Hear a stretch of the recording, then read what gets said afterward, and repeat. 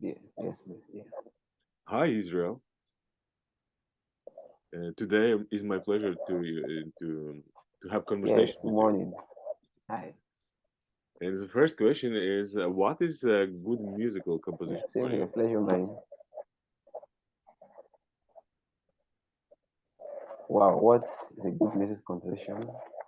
Wow. Although this is subjective, personal. Thank God you said for me. Well, personally, Especially for you, yes. I mean, what makes good music composition? Can you can you hear me? Okay, for me, Yes, yes, yes, I can hear you. aside from the fact that a good composition, okay, aside from the fact that a good composition should be okay in terms of employing those academic features like harmony, counterpoint, and all, well, a music composition for me, or a good music composition for me, is one that has a sense of direction. Yes, one that has a sense of direction, one that has something to express. Yeah, one that has a combination point, a destination. It is not enough to put down notes. Where is it leading? Yeah, where is that piece of music leading?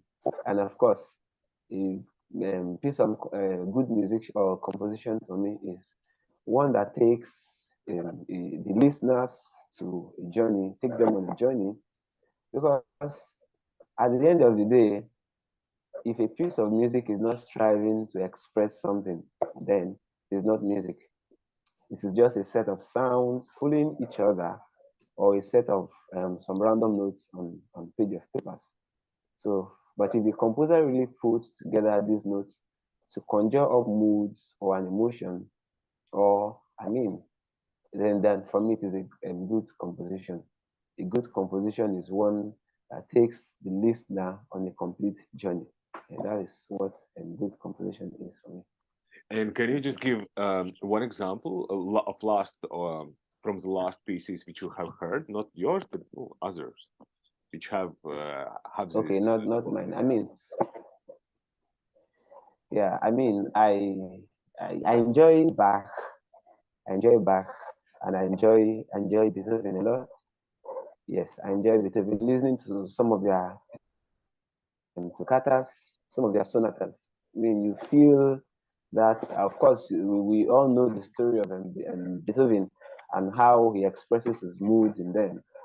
And for vocal music, I enjoy listening to Handel. His Hallelujah chorus is one of them that I enjoy when you listen to the forever and ever. There is something, there's feeling in his works. Not the same thing with some random notes. I mean, on my DM, I get some young composers here in Nigeria who send me their work, ask me to evaluate for them, and it is difficult to communicate or to comprehend their thoughts. Yeah, so that is what it is for me. Right. And how would you describe your music, right? Well, my music, it is not for me to describe my music. I mean, everyone, my music is good as far as I'm concerned. But well, from feedbacks I've gotten, I mean, from feedbacks I've gotten, I've gotten good feedbacks. I mean, at least my music is engaging. My music is engaging. My music is engaging, and yeah, my music is engaging. That's it for me. Yeah, Do you that have is for me. some And musical? I try as much as I can to to make go on. Sorry about that. Do you have some musical signature?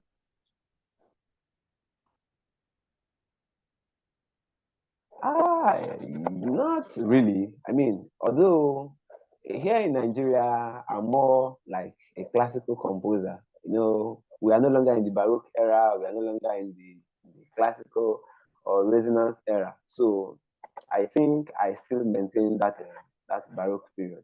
Yeah, that's my signature for now. Yeah, when you're talking of um, Baroque music, one can easily make reference to me. Hence the reason why the African composers referred you to me. Although I still do some other sacred works, okay, some muted, but yeah, my signature basically is Baruch. I do Baruch. Yes, I write oratorios. And do you somehow use some local musical languages, combines them, or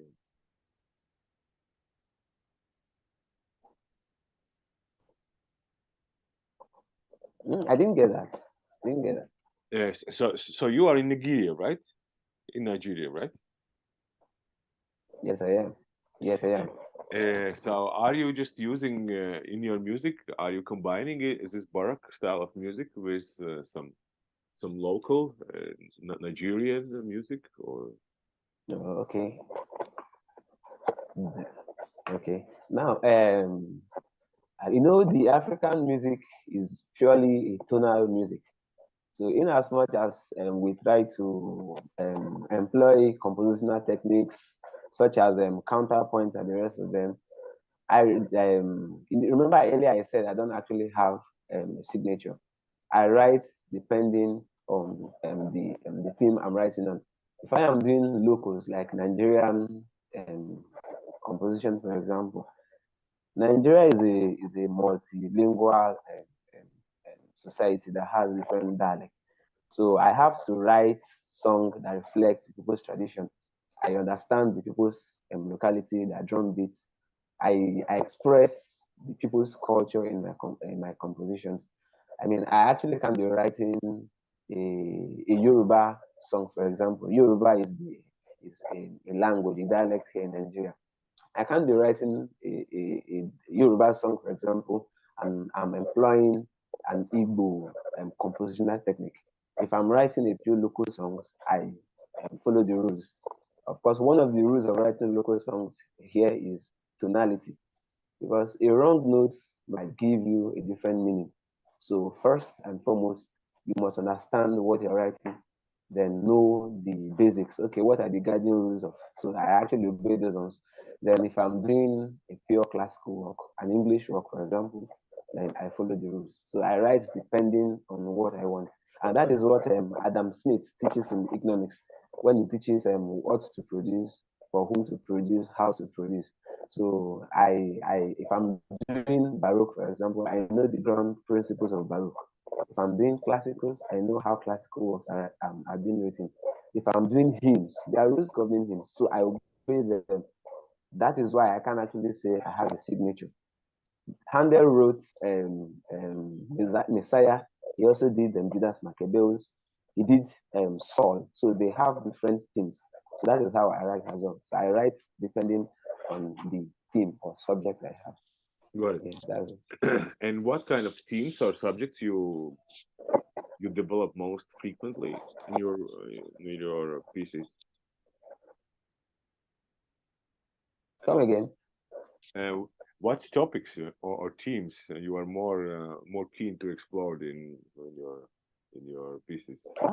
Oh, yeah, yeah. In fact, I just 2 years ago, in 2020 stroke 2021, I started researching on the theme David. I mean, yeah, in the biblical character David. Yeah, that has really, in fact, I've really immersed myself in that study.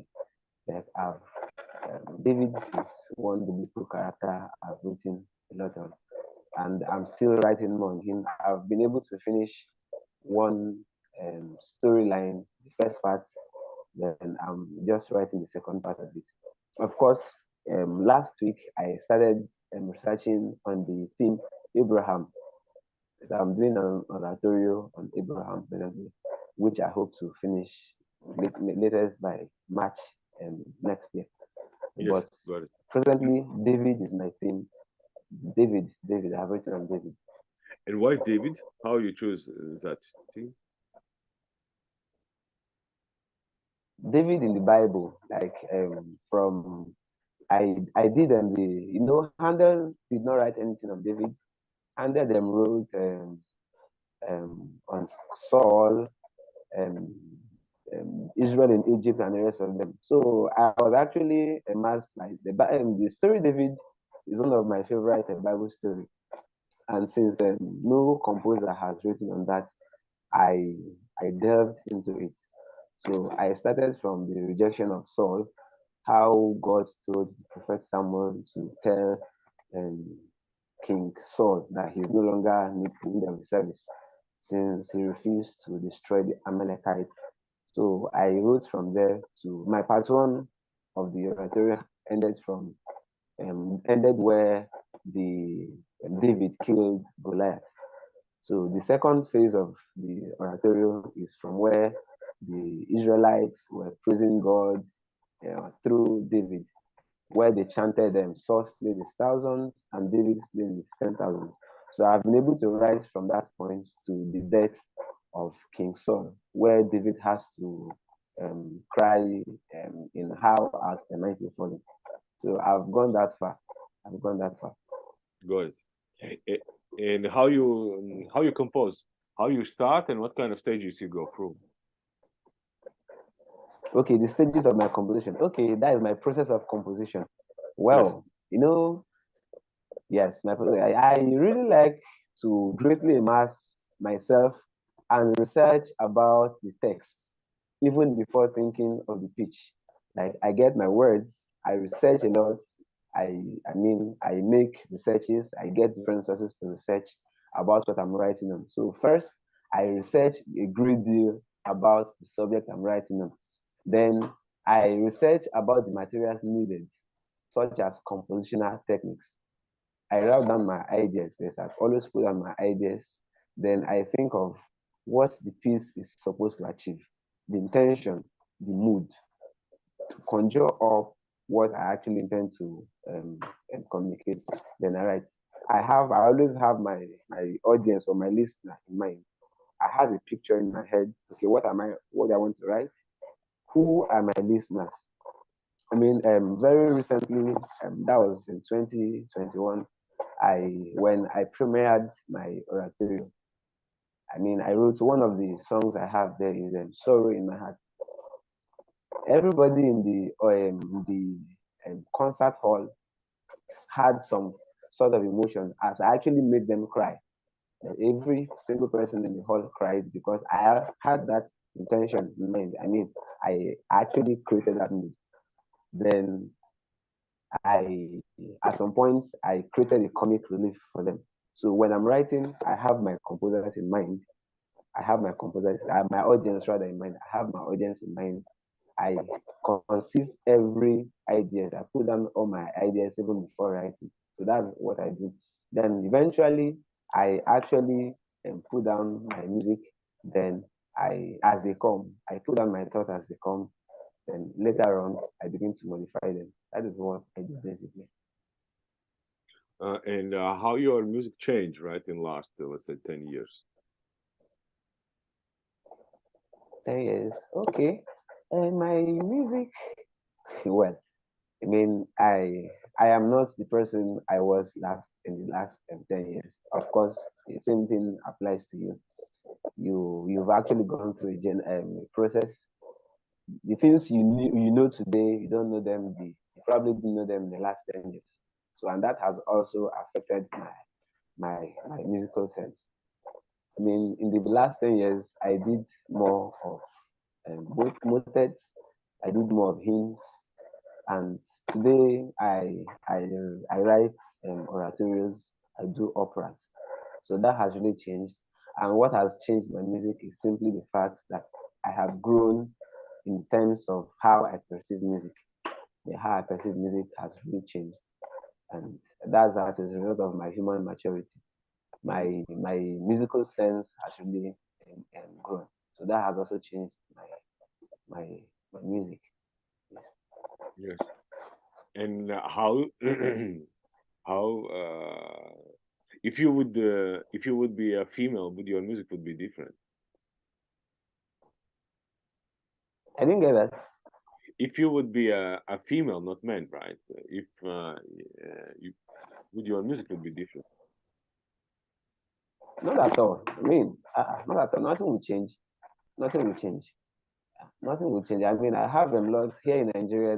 There are a lot of female composers who are also doing well. Some of the musical characters I respect here in Nigeria are females, and they are doing very well. So nothing will change. Gender has nothing to do with how one conceives ideas and thoughts. Nothing And will change. And if you would live not in Nigeria, but let's say in Germany, in Berlin, would your music would be different? Hmm.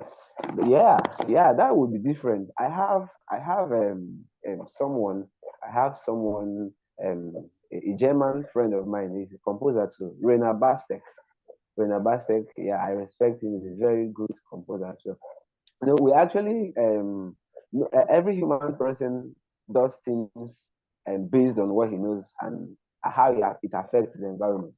If I was in Germany, of course, a lot will change because I will want to compose according to my environment, acceptance. I need to consider my people what they like. I mean, a lot will change. I write here in Nigeria based on the Nigeria audience. Of course, okay, I have to consider the fact that there is music for every audience. There's music for every audience. So I know what I want to achieve. I have the audience in mind. I mean, if I'm writing for a church, a choir, for example, or a small scale, I know what to write for them. If I'm writing for academic purpose, I know how to write for academic purpose. So that would also influence, like, of course, the regular African man or Nigerian man is a dancing man. So basically, in Nigeria, there are more of the dancing people. So I have that in mind. In the Western world, it's not always the same thing. So if I'm in the Western world, it makes a lot of things easier for me because the white man or the Western man conceives music in a different sense. The same way, on the same vein, if I was in Vienna, I know what the Vienna people want. I know how they perceive music. So that's I know. The environment affects a lot about our music. Environment Yes. affects our music. If I was not in Nigeria, my music, if I'm working and I'm preparing to go for more studies in Rome, and that alone is going to affect how I write music because I need to understand their structure, how their lifestyle to compose. I can't actually write something that is not related. That is not done that way. Yeah. And what kind of technology you're using or you're using when you're writing, right?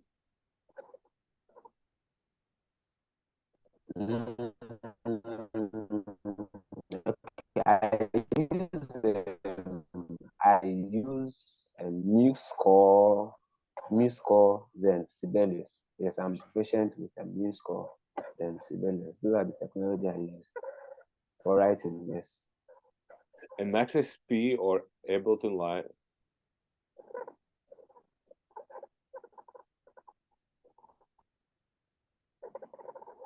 Hmm? Come Do you again? use Max SP? Have you used that program for your work? Yes, I do. Yes, I have. I do. Yeah.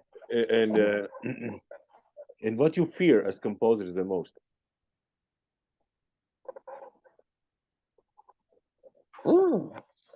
Every composer has a fear. I mean, it's worse for me. A composer, I think, not Bach, not Tchaikovsky. I can't remember the name of the composer. He says his fear as a composer is not being able to write as his heart dictates. Yeah, we have fears. Personally, here in Nigeria, what I fear the most is funding. Yeah, funding.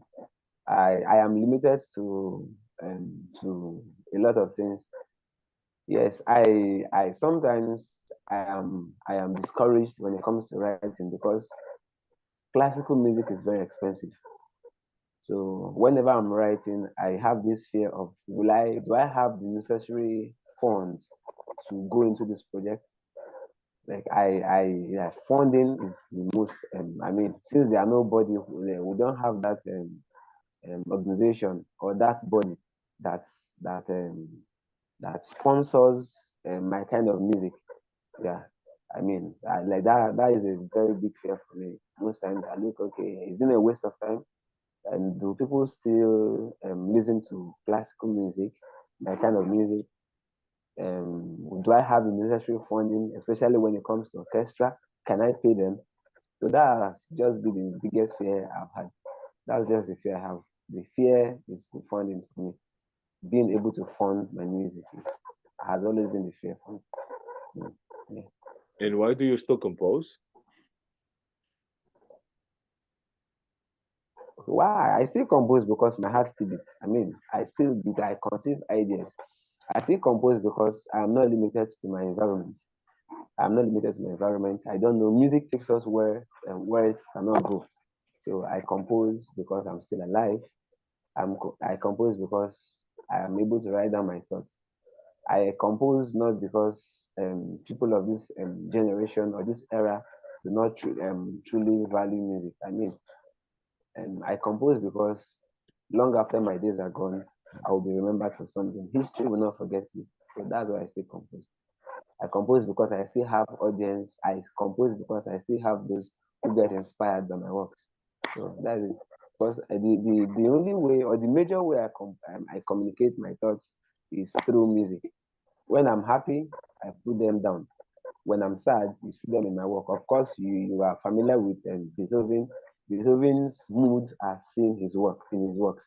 You see, you know when he's angry, you know when he's depressed, you know when he's not happy. So whichever mood or whatever mood I find myself in, I translate them into writing. Yeah, that's how I do. That's what I say compose. And now some questions about Nigeria, new music or contemporary art music or contemporary classical music scene. How it changed, right, in last 20 years? Wow. Well, okay, in the last 20 years, from a personal point of view, a lot has changed. Here in Nigeria, from a personal point of view, anyways, a lot of persons, I mean, no, it used to be no pain, no gain, but today the reverse has become the case. It is now no pay, no gain. Nobody wants to indulge in something that is not bringing money. I mean, it is a waste of time. I mean, like we have a different ways of measuring success. So what is not bringing money for you is actually a waste of time. So, but that has really affected classical music or art music in this part of the world. I mean, today content is being a lot of persons wants to do hip hop. People, even those classical music are now being diversified. You see, so that has really affected our way of music in this part of the world. And of course, with the scientific and technological advancement in our world, our love and taste for music has really changed. Like that has really changed a lot. Back in the Baroque eras, I mean, we had commissioned musicians, church and court musicians who, I mean, they were not several people were not left with so many several options, but today we have options. A lot has really changed. People have choices. Okay, people want to dance, and for the fact that our kind of music, people we have our kind of music is for the elites, for academics, and for that reason, everybody just wants to make money. What is making money for them? So that has really affected our kind of music in this part of the world. Has really affected us. But regardless, I mean, we are still writing because I believe there are still those who enjoy our kind of music. Yes. Yes. And how audience change? Yeah, okay. Audience. Personally, in my opinion, yeah, in my opinion, from experience, I don't want to believe that audience has really changed. I don't want to believe audience change because like I earlier mentioned, every musical genre have their audience. Every music genre have those who listen to them. The same way you and I are talking today, you were specific. I mean, I saw your invite. You were specific about interviewing me as an academic musician. So you could have interviewed any other person in Nigeria, but you chose me because of my kind of music. So for that reason, I actually believe that every music pattern, every musical structure or genre have those who listen to them. So audience for me hasn't really changed. Audience hasn't changed. I mean, last year when I premiered my work in October, I had the fear of saying, or people don't really attend our kind of music concert anymore. People want to go see Beyonce, Celine Dion, and the rest of them. That was the fear I had. But to my greatest surprise, a lot of I had over 2,000 persons. in the concert hall. And the amazing thing is that it wasn't a free concert. It was a paid concert. And I had over 2,000 persons in that auditorium. So that alone has really inspired me and has convinced me that nothing has changed. Just that what actually makes people change is that people are tired of the regular pattern. People want to see something new. And once there's something new, people want to go and experience something new. So audience for me hasn't really changed. Yeah, okay. Hip hop, we have those who listen to hip hop. We have those who listen to blues. We have those who are pure audience of country music. In the same way, we have those who are the enthusiasts of classical music. So for me, audience hasn't changed. That's Okay. from a personal point of view and Yeah. my own Did conviction. I Yeah. did I correctly understand it? Is this opera was attended by 2,000, right? Not 200, but 2,000 people. No, 2,000, yeah, 2,000 percent. If you want a clip, I'm going to send you a clip. Yeah, I it's will huge, send you right? my YouTube link so you can have all of this. You can actually check on Facebook, Oratorio David, then with my name. Then yes, it was premiered last year. Yeah, I had over 2,000 persons in attendance. 2,000. Yeah, So it's there is amazing, still right? hope for It's classical huge, music. right? Although the problem is funding, money. Money, it wasn't easy because it wasn't easy getting funds. Thank God for the likes of the general overseer of one mountain of fire and the Catholic Archbishop of Lagos, because I'm a Catholic and I'm also a music lecturer in St. Albert the Great Catholic Media Seminary. So with that influence, I was able to penetrate a lot of um, um, music lovers who were sponsors of my work.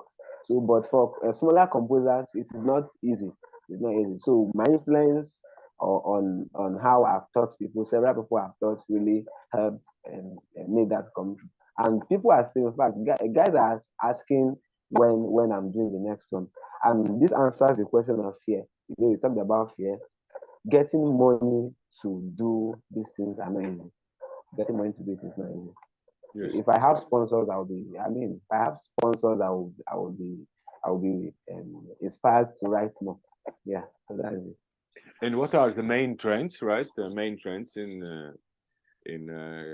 contemporary classical music in Nigeria, where it goes and how you see how it Mm, could be in 2040, for example. okay. Hmm.